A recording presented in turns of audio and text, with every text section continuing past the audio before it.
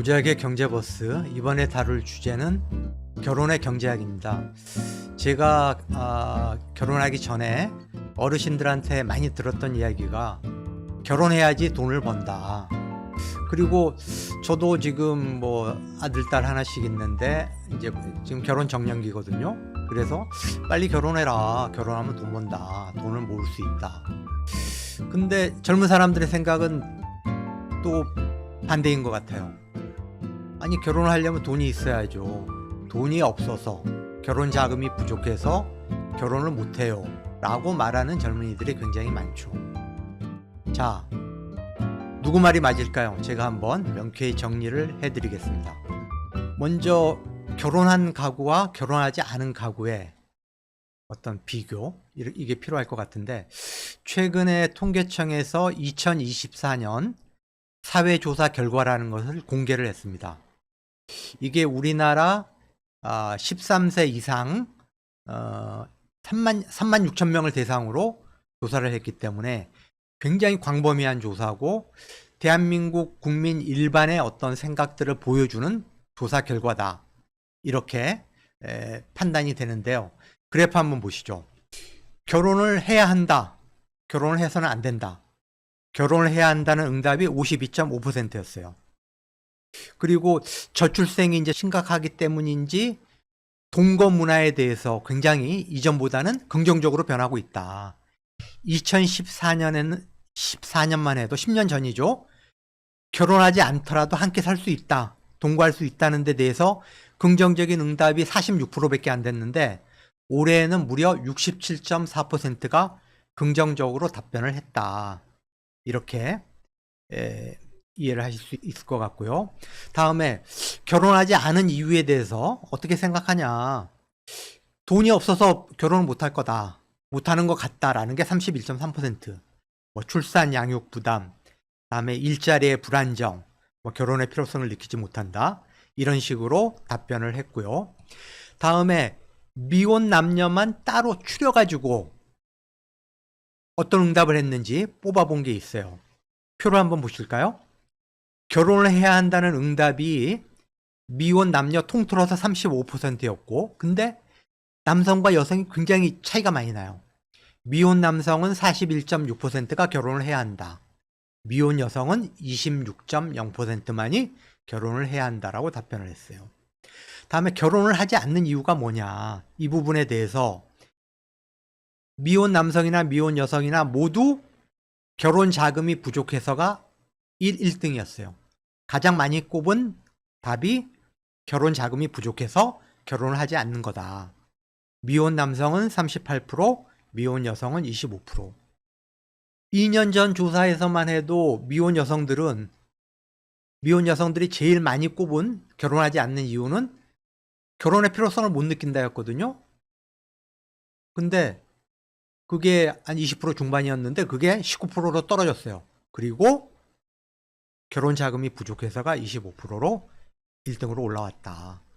그러니까 뭐 일반인들도 그렇지만은 특히 미혼 남녀들은 결혼을 하려면은 같이 살 주거 공간도 확보를 해야 되고 어느 정도 안정적인 그런 경제 여건이 돼야 되는 거 아니냐. 직업도 좀 안정이 되고, 그런 생각이 굉장히 강하다는 거죠. 결국은 내가 돈이 없어서 결혼 자금을 아직 만들지 못해서 결혼을 안 하는 거다 라고 답변을 한다는 거죠. 그렇게 느끼고 있다는 거죠. 그렇지만은 50대, 60대 이런 어른들은 아니, 그게 아니다. 결혼을 하면은 그때부터 자산 축적이 되고 돈이 모이는 거다 라고 이야기를 한다는 거죠. 자, 그러면은 혼자 사는 가구와 결혼한 가구의 생활상을 한번 비교를 해볼게요. 자, KB금융그룹이 바로 며칠 전에 아주 재밌는 보고서를 하나 공개를 했어요. 한국 1인 가구 보고서인데, 우리나라 수도권하고 대도시에 거주하는 25세부터 59세까지 혼자 사는 사람들 2,000명을 대상으로 해서 설문조사도 해보고 심층 면접도 해보고 그렇게 조사를 했더니 1인당 월 평균 소득이 평균 315만 원, 연간으로 하면 한 3,800만 원 정도 되죠. 이 사람들이 315만 원을 어떻게 쓰고 있냐? 40.8%는 생활비로 쓰고 있어요. 315만 원에 40.8%면 128만 원 정도 돼요. 그리고 한 12%를 대출 상환, 30% 정도는 저축을 하고 16% 정도는 여유자금으로 갖고 있고, 그러면 생활비 40.8%, 128만 원을 어디에 쓰느냐? 식비로 가장 많이 써요. 32.8%를 식비로 쓰고, 그 다음이 월세와 관리비 22.7%, 그 다음이 여가활동과 쇼핑에 17.2%, 교통통신비에 10.2%를 쓰고 있어요. 그리고 2년 전에는 내가 주된 직업 이외에 부업을 한다라는 비율이 42%였는데 2년 뒤인 올해 조사에서는 무려 54.8%. 그러니까 부업을 하는 사람들이 굉장히 많이 늘어났어요. 그러니까 그만큼 그 고물가, 고금리 환경에서 좀 생활이 어려워졌다. 그러니까 경제적으로 많이 쪼들리는 게 아닌가. 이렇게 예측을 해볼 수 있을 것 같습니다. 다음에 표 하나 보시죠. 1인 가구의 거주 형태는 월세 거주하는 사람이 45.1% 제일 많아요. 다음에 전세로 거주하는 분들이 30.0%, 자기 집을 소유한 경우는 21.8%. 그렇기 때문에 1인 가구의 75%가 전세나 월세에 거주하고 있고 그만큼 주거비 부담이 크다. 이렇게 판단을 할 수 있을 것 같고요. 그렇다면 결혼한 부부들은 어떠냐? 결혼한 부부들은 두 쌍 중에 한 쌍이 맞벌이를 하고 있어요. 올해 맞벌이 비중이 48.2%, 역대 최고예요. 맞벌이하는 가구의 비중이 계속 늘어나고 있다. 그러면 맞벌이 가구의 소득은 어떠냐? 자, 통계청에서 2022년 11월 1일 기준으로 해가지고 국내에 거주하는 25세부터 39세까지 비교적 젊은 세대죠. 비교적 젊은 세대를 대상으로 해서 소득을 한번 파악을 해봤어요. 그랬더니 어떤 결과가 나왔냐. 자, 그래프 한번 보실까요? 결혼한 남성이 취업률이 91.1%, 미혼 남성은 73.5%. 자녀가 있는 남성이 취업률이 자녀가 없는 남성보다 또 높더라. 여성은 거꾸로예요. 여성은 오히려 미혼 여성이 결혼한 여성보다 취업률도 높고 다음에 소득도 높아요. 연간 중위소득 한번 보실까요? 결혼한 남성의 연간 중위소득, 중위소득이면 가장 가운데 값이에요. 가장 가운데 값이다. 5,099만 원이에요. 미혼 남성은 3,429만 원이요. 굉장히 큰 격차죠. 거의 한 1,700만 원 가까이 차이가 난다. 근데 결혼한 여성과 미혼 여성의 연간 소득은 뭐 미미해요. 한 200만 원 정도 미혼 여성이 좀 높아요. 근데 자녀가 있는 경우와 없는 경우는 역시 자녀가 있는 남성이 자녀가 없는 남성보다 한 600만 원 이상 소득이 많다. 근데 여성의 경우는 거꾸로 자녀가 없는 여성이 자녀가 있는 여성보다 한 600만 원 정도 소득이 높다. 그래서 아무래도 여성들은 결혼을 하면은 자녀라든가 육아의 부담이 있기 때문에 경력이 단절될 가능성이 높은 거죠. 그러니까 경력 단절이 이런 결과를 초래했다. 이렇게 예상을 해볼 수 있을 것 같고요. 다음에 결혼한 남성과 미혼 남성의 차이는 어디에서 벌어질까? 지금 갈수록 결혼 연령이 늦어진단 말이에요. 그러면은 아무래도 결혼한 남성이 미혼 남성보다 나이가 많겠죠. 그러면은 직장에서도 대개 20대 후반이나 30대 초반은 대리 직급, 뭐 30대 후반, 뭐 40대 초반은 뭐 과장 직급, 차장 직급. 그러다 보니까 결혼한 남성이 나이도 더 많고 직장 내 직급도 또 높을 가능성이 높은 거죠. 그렇기 때문에 결혼한 남성과 미혼 남성의 임금 격차가 나는 거다. 이렇게 예상을 해볼 수가 있습니다. 이렇게 예상을 해볼 수가 있고요. 그런데 미국의 경제학자들이 이 결혼한 사람과 결혼하지 않은 사람의 소득 차이를 분석한 여러 가지 데이터와 논문이 있거든요. 그런데 공통적으로 발견되는 게 뭐냐? 나이도 같고 교육 수준도 같고 사는 곳도 같고 인종이나 성별도 같은데 결혼한 사람과 결혼하지 않은 사람의 소득의 차이가 나더라. 그것도 상당히 많이 나요. 미국의 데이터를 보면은 25% 내지 35% 차이가 나요. 이상하잖아요. 조건이 같은데 오로지 결혼을 했냐 안 했냐, 결혼 여부로 소득의 상당한 차이가 난다. 그래서 이게 노동경제학에서는 결혼이라는 게, 결혼이라고 하는 변수가 그러면은 임금을 상승시키나 하는 게 굉장히 아주 관심 있는 그런 연구 주제였어요. 그래서 그런 그 데이터들이 모아지면서 경제학자들이 이제 이론을 만들어내는 거죠. 이론을 만들어내는 거죠. 아니, 모든 조건이 같은데 오직 결혼을 했냐 안 했냐 여부로 임금이 그렇게 25 내지 35% 차이가 난다?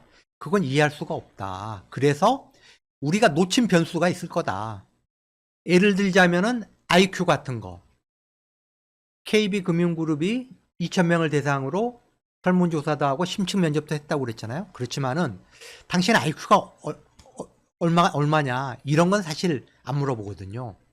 경제학자들도 마찬가지예요. 경제학자들이 임금 격차를 연구를 하면서 IQ까지 따져가지고 변수로 대입을 하지는 않거든요. 그런 것처럼 어떤 지능 지수라든가 어떤 다른 요인, 우리가 놓치고 있는 요인이 있지 않을까? 관측할 수 없는 어떤 요인이 결혼한 사람과 결혼하지 않은 사람의 임금 격차를 초래하는 것 거다라는 그런 이론이 하나 있어요. 근데 이 이론을 여지없이 깨트린 논문이 2003년에 발표가 됐는데 그게 뭐냐? 미국의 캘리포니아 주립대학의 케이트 안토노빅스라고 하는 경제학자하고 미국 미네소타 대학의 로버트 타운이라고 하는 두 경제학자가 발표한 논문인데, 일란성 쌍둥이 남성들을 대상으로 조사를 했어요. 일란성 쌍둥이면은 유전자가 똑같잖아요. 외모라든가 지능지수라든가 아주 동질의 특성을 갖고 있는 사람들을 대상으로 조사를 해봤더니 결혼한 남성의 임금이 결혼하지 않은 쌍둥이에 비해서 27%가 높더라. 아니, 그렇다면은 결혼한 사람이 어떤 다른 예측하지 못한 뛰어난 능력이 있기 때문에 임금이 높은 게 아니라는 거죠. 노동시장에 결혼 프리미엄이 존재한다라는 거예요. 그것을 증빙하는 또 다른 논문, 1991년에 포렌만이라는 경제학자하고 뉴마크라는 그런 경제학자가 쓴 논문인데, 생각해 보세요. 나 혼자 산다 그러면은 제가 직장 생활을 끝내고 아니면 내가 자영업을 한다 그러면은 업장의 문을 닫고 집으로 돌아가 가지고 내가 청소해야 되고 내가 식사 준비를 해야 되고 내가 빨래를 해야 돼요. 가정일을 내가 다 처리해야 되죠. 근데 결혼을 하면은 가정 내 전문화가 일어난다. 이게 무슨 이야기냐? 남편과 아내가 분업을 통해 가지고 가정일을 효과적으로 처리할 수 있다.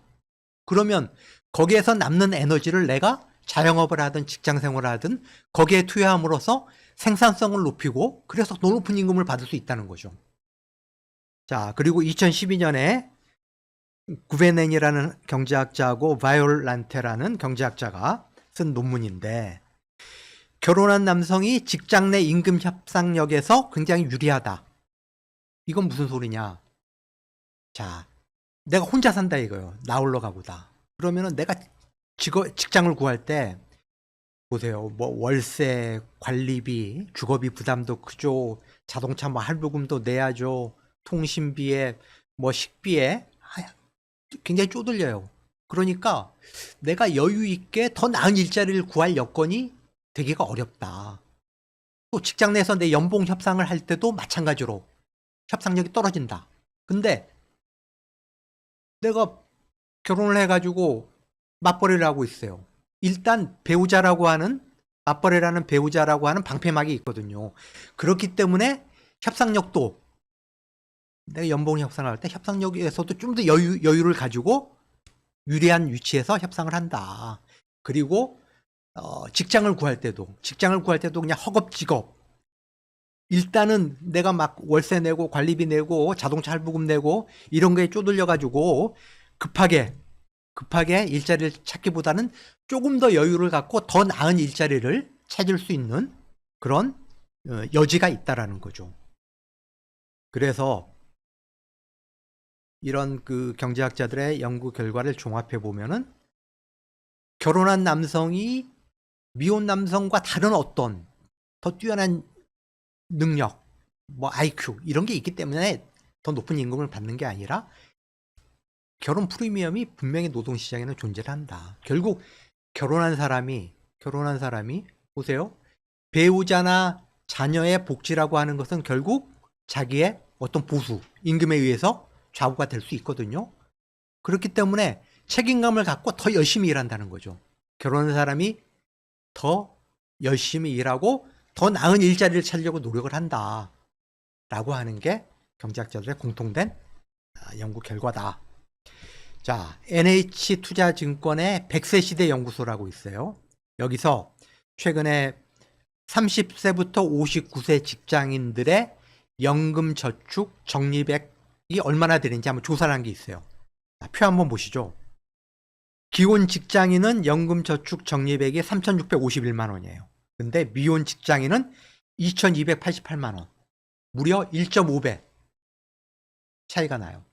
그냥 일반론적으로 생각해 보면 혼자 사는 사람이 사실 노후 대비에 더 철저해야 하는 게 맞아요. 아무래도 불안할 수밖에 없잖아요. 돌봐주는 사람도 없을 수가 있고 나중에 뭐 고독사할 수도 있고. 그런데 현실은 그렇지 않다. 정반대다. 오히려 결혼한 사람이 노후 대비에 더 철저하더라. 왜 그러냐? 100세 시대 연구소에서 분석한 거는 뭐냐면은 아까 제가 설명드렸던 미국의 경제학자들 논리하고 비슷해요. 1인 가구는 당장의 어떤 생활비라든가 주거비라든가 식비라든가 이런 단기적인 재정 대응에 급급해가지고 장기적인 재정 스케줄을 잘 못 세워요. 근데 결혼한 사람은 안 그래요.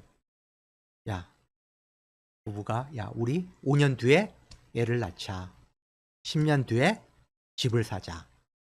20년 뒤에는 32평 아파트를 42평 아파트로 넓혀가자. 이런 식으로 장기적인 재정 계획을 세운다. 미래를 대비해서 아주 체계적인 계획을 세우고 거기에 맞춰가지고 저축도 열심히 하고 투자도 열심히 한다. 라는 거죠. 그래서 국내외 전문가들이 모두 이구동성으로 비슷한 이야기를 하고 있다. 그리고 실제로 제가 다양한 연령대의 부부들 이야기를 들어봤는데 비슷해요. 결혼을 하기 전보다 고정비 지출이 줄더라. 결혼을 하니까. 예를 들어서 미혼 남녀가 뭐 중견기업에 다니다가 뭐 서로 연애를 하고 결혼을 했어요. 각자 월세 50만 원짜리 오피스텔에 살았고 소형 자동차를 굴렸는데 결혼을 하면은 뭐 차가 한 대만 있으면 되는 거 아닙니까? 고정비 지출이 줄어들더라. 그리고 소득은 늘어나더라. 그리고 무엇보다도 경제적으로 여유가 생기고 심리적으로 안정이 되더라. 그러니까 직장 생활에서도 내가 더 효율적으로 업무 효율이 높아지더라. 라고 이구동성으로 이야기를 하더라는 거죠.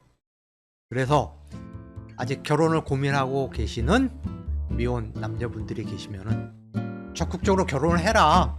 결혼을 해야지 돈을 모을 수 있다. 이렇게 말씀을 드리고 권해드리고 싶습니다. 고지학의 경제버스 오늘은 여기서 마치겠습니다. 고맙습니다.